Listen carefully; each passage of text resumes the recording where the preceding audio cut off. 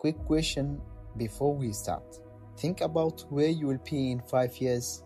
Got a picture in your head. Now, here is the uncomfortable part. That picture is not going to be decided by one big decision you make next month. It's going to be decided by what you do today and tomorrow and the day after that. The small, boring, almost invisible things you repeat without thinking about them. That's the entire argument of the book we are covering today. It's called Atomic Habits, written by James Clear, and it may be the most practical book ever written about how change actually happens, not through willpower, not through motivation, but through systems so small you barely notice you are building them. By the end of this episode, you're going to understand exactly what your habits shape your identity, why trying to force change through sheer discipline usually fails, and 4-step framework you can use starting tonight to build a habit that sticks or break one that's been running in your life autopilot. Let's go into it.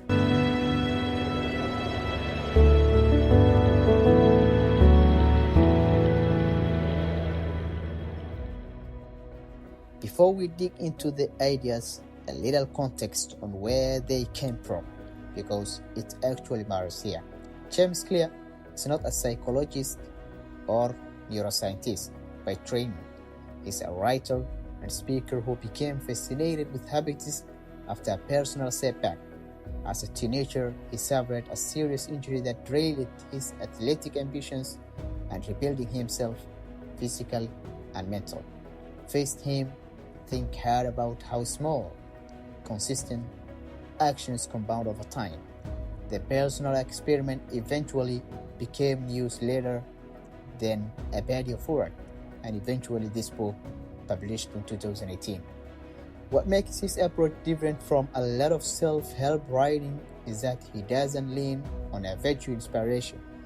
He synthesizes research from behavioral psychology, neuroscience, and biology, and translates it into a system that's almost mechanical in how clear it is. This is actually where the little comes from. Atomic in two senses. First, atomic as in tiny. Habits are the small units that make up your life. Second, atomic as in foundational. Just like atoms that are building blocks of matter, habits are the building blocks of remarkable results. So, this is not a book about hacks or shortcuts. It's a book about the physics of behavioral change.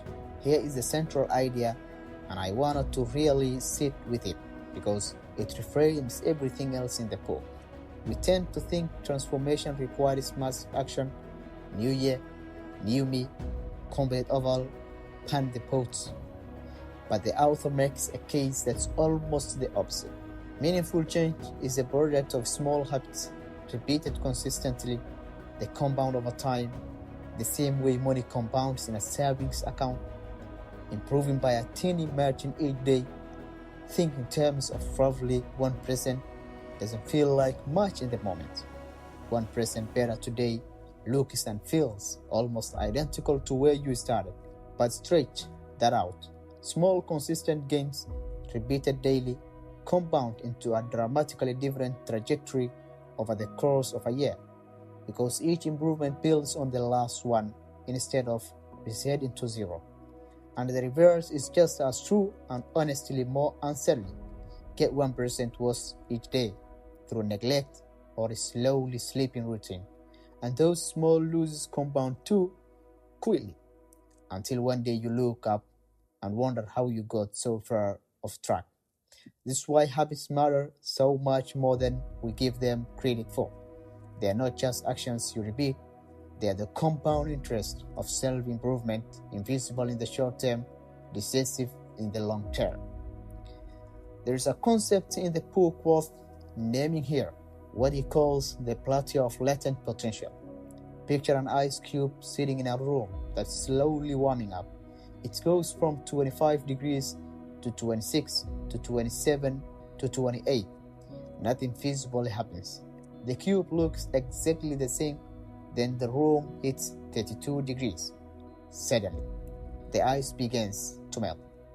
The change looks sudden, but the work that caused it had been happening in the entire time.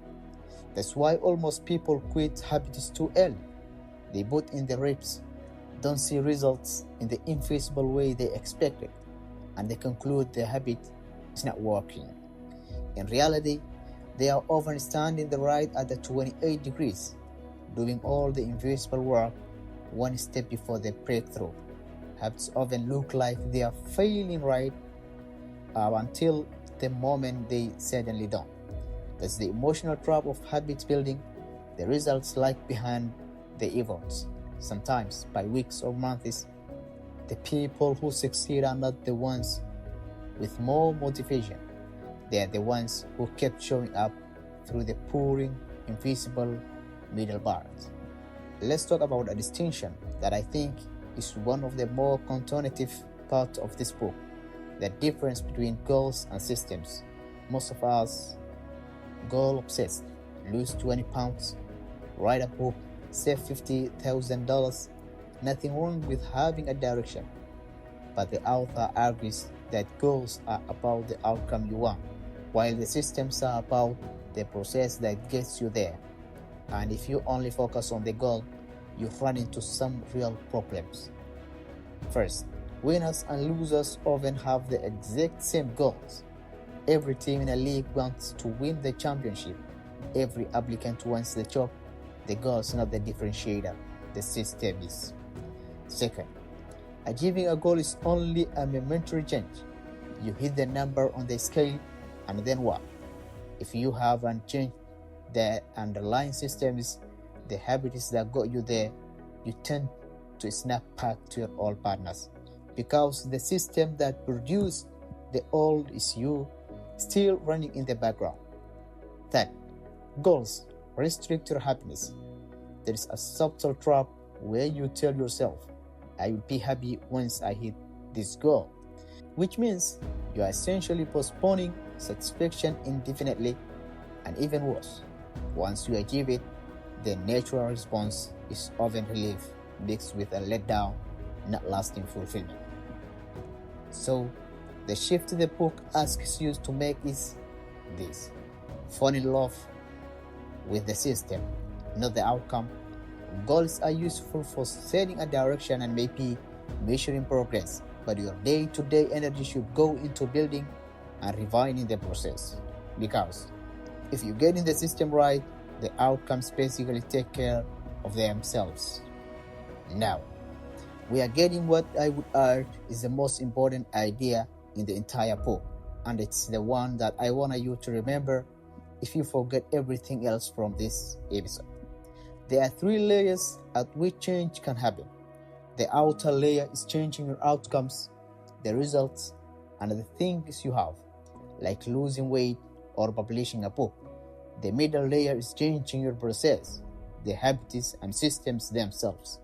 And the deepest layer, the one most people skip entirely, is changing your identity, your beliefs, your self-image, your assumptions about who you are.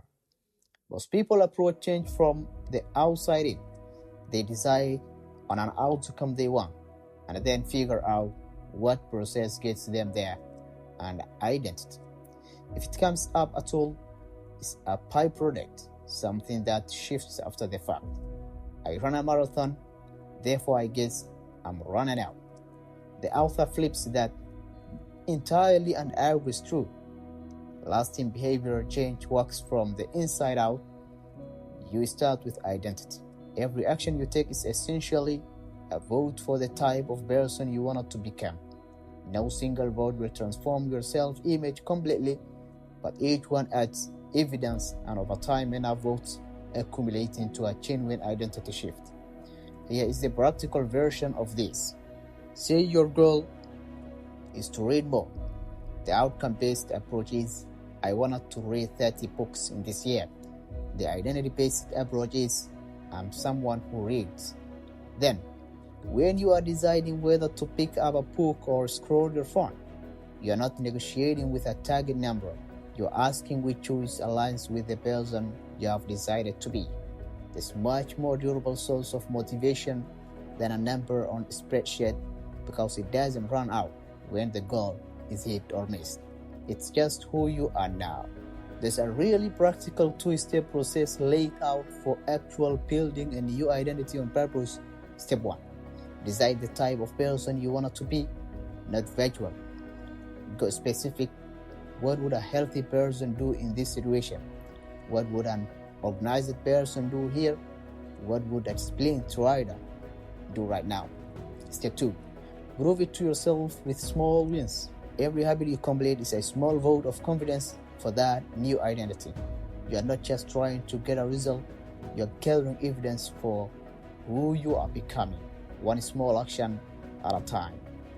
This is also why habits that clash with your self-image are so hard to sustain. If deep down you believe, I'm not a disciplined person, you can force a habit for a while through raw willpower, but you're fighting your own self-concept the whole time, and that's an exhausting fight to keep winning. Change the belief and the behavior gets dramatically easier to sustain. Okay, let's get into the mechanics. If habits are the compound interest of the self-improvement, we need to understand the actual mechanism that creates them in your brain. Every habit can be broken down into a 4-step loop, and understanding this loop is a foundation for everything that comes after the book. Step 1 is the cue. This is the trigger that tells your brain to start a behavior. It could be a time of day, a location, an emotional state, other people, or an action that immediately precedes it. The cue stop is simple. It predicts a reward is coming, so your brain starts paying attention. Step 2 is craving.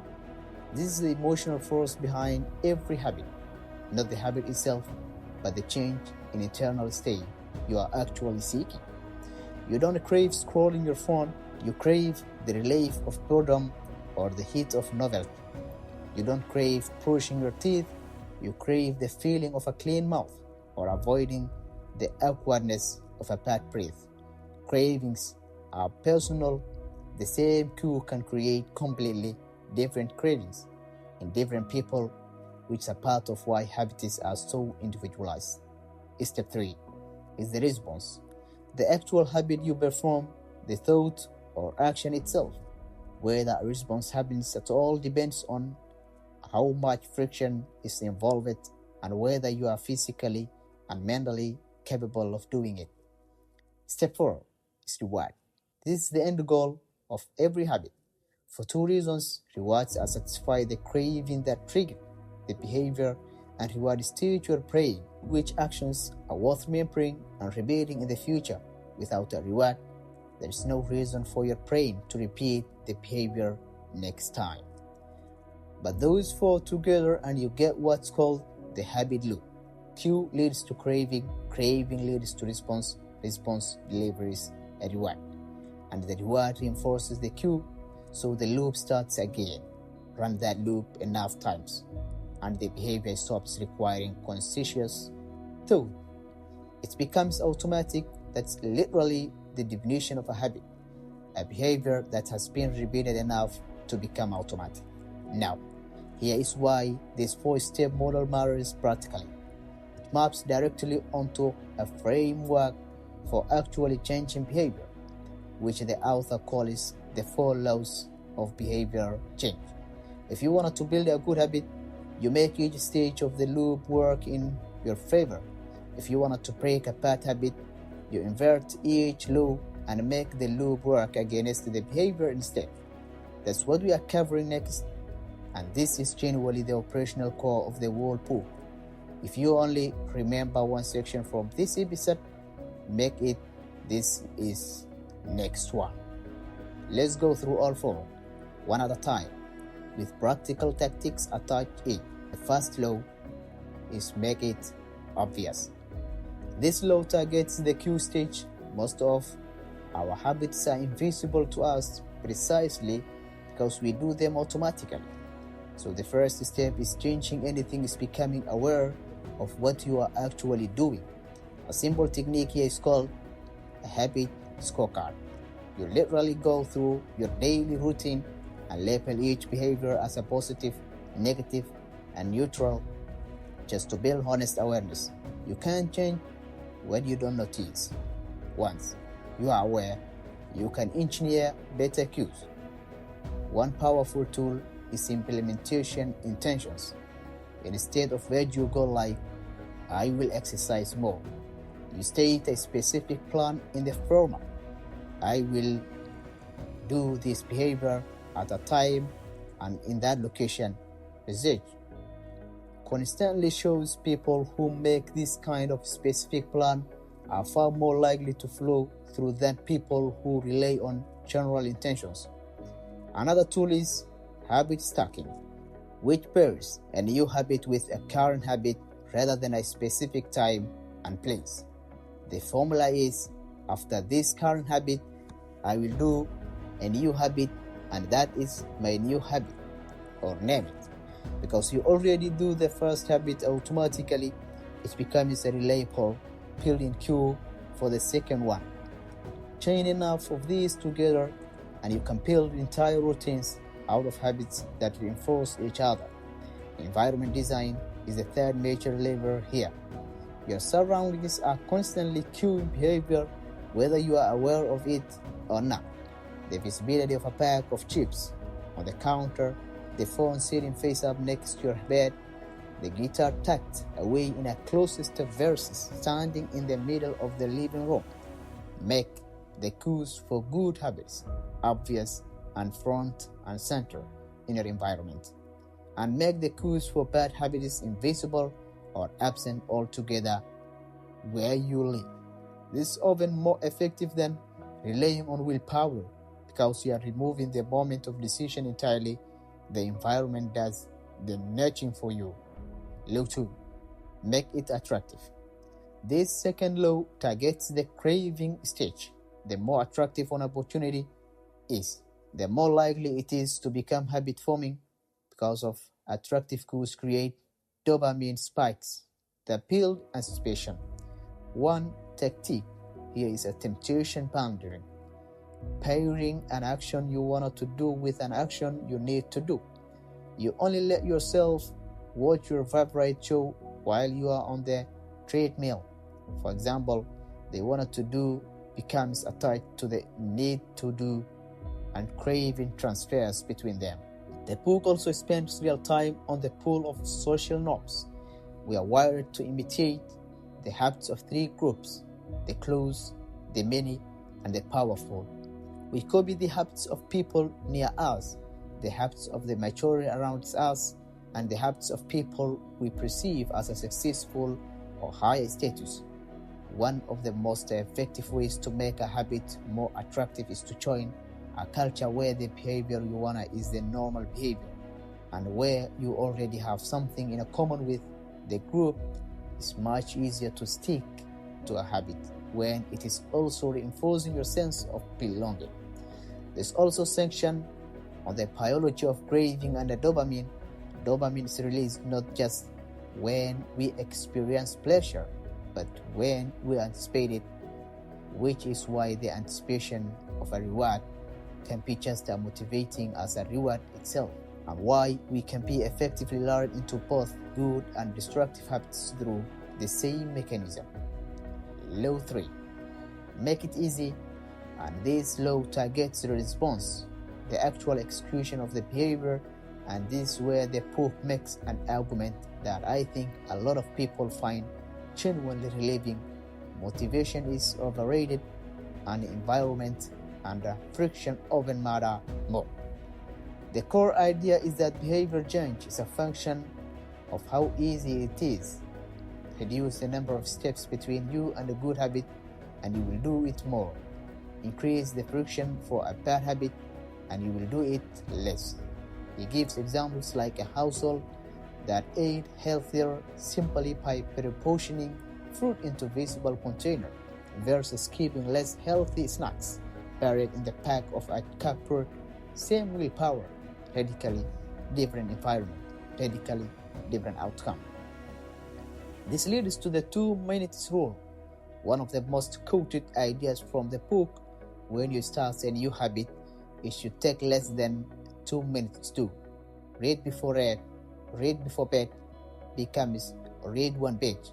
Do 30 minutes of yoga becomes take out my yoga mat.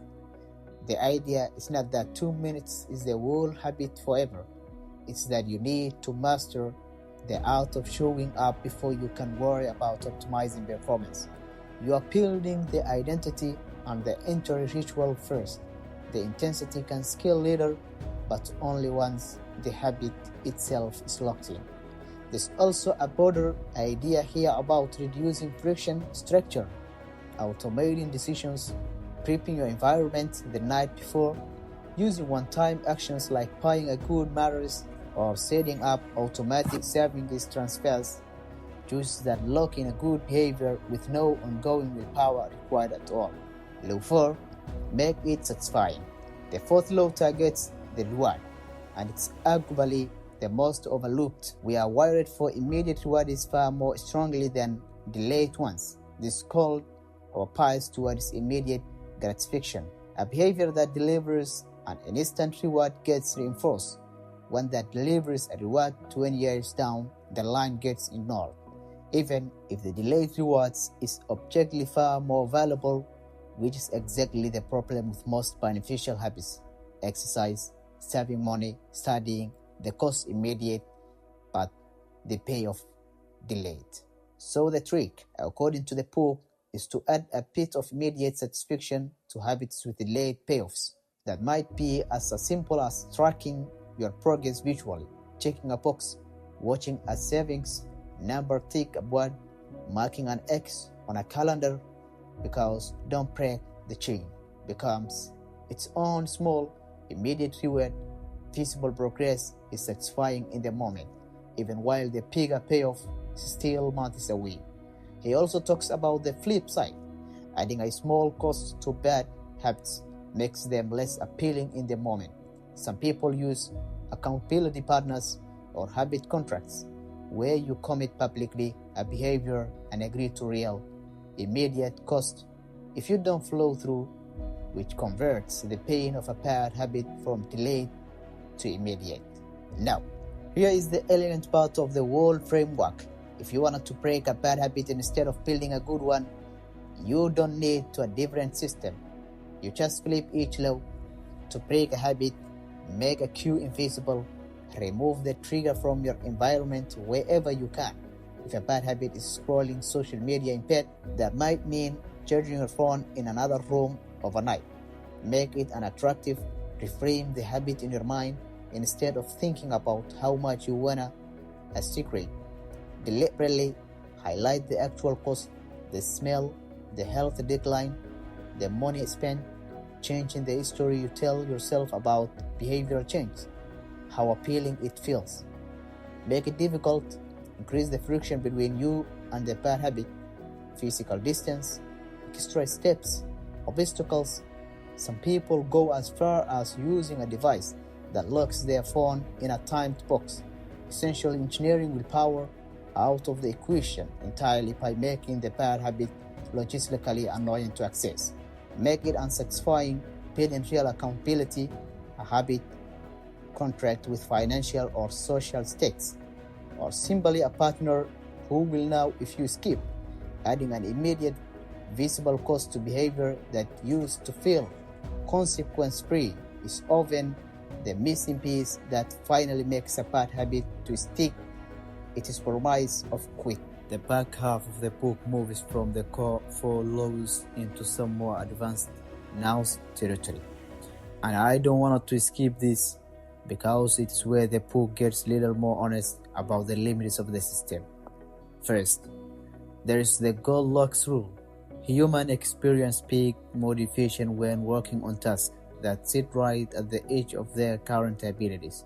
Not so easy that it is boring, not so hard that it feels impossible.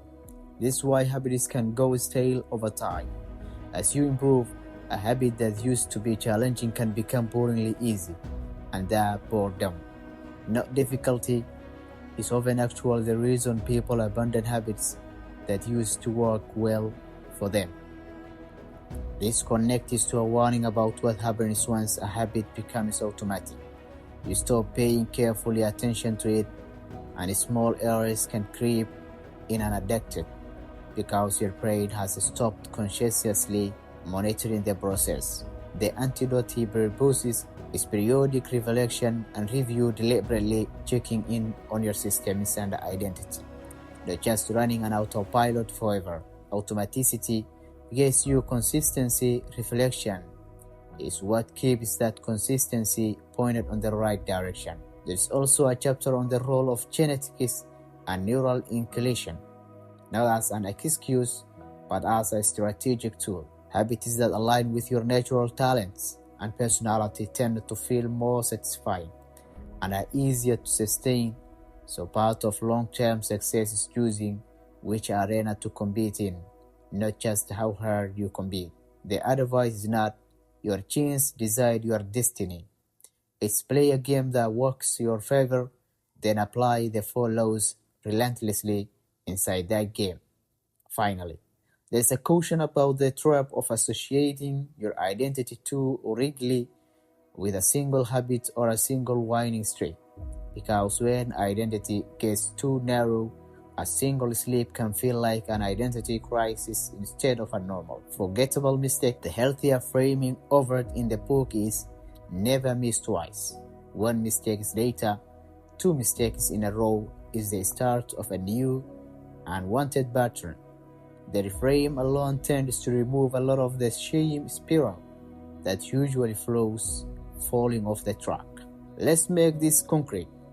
Say you wanted to build a habit of writing for your side project every day, and right now it's not happening.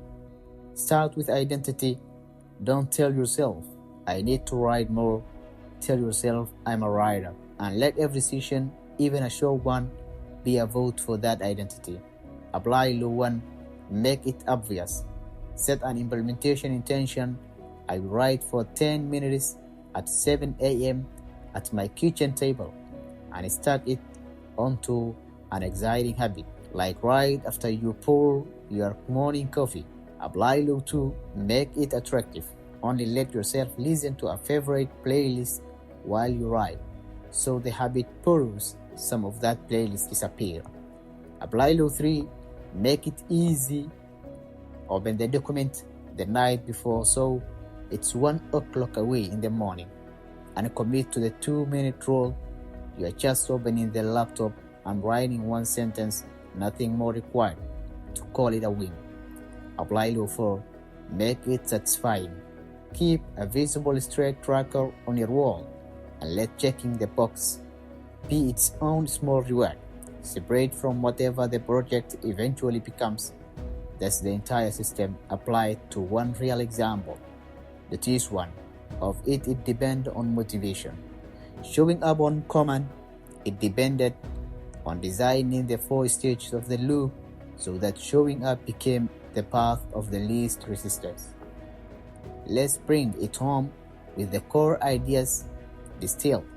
Small, consistent improvements compound over time in both directions, for better or worse, which means the habits you barely notice are quietly writing your future. Systems matter more than goals. Goals set the directions. Systems determine whether you actually get there and whether you stay there once you arrive. Lasting change starts with identity, not outcomes. As who you want to become, then let your habits be small pieces of evidence for that identity. Every habit runs on a loop: cue, craving, response, reward. Understanding that loop is what lets you deliberately redesign your behavior instead of just hoping willpower shows up. To build good habits, make them obvious, attractive, easy, and satisfying. To break bad ones, invert all 4. Progress often feels invisible right up until it isn't. Don't judge a habit by short-term results. Judge it by whether the system is so sound, and trust the process through the plateau. So, here's my challenge for you this week, and it is deliberately small because that's the entire point of everything we just talked about. Pick one habit, just one, and apply the 2 minutes version of it today, right after you finish listening to this. Not the ambitious version, the 2 minute version.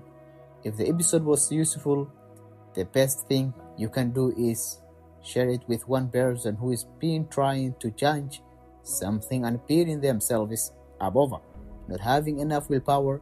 Because if there is one thing I hope sticks from today, it's that willpower was never really the missing ingredient design was. Subscribe if you want more of these deep dives. Next episode,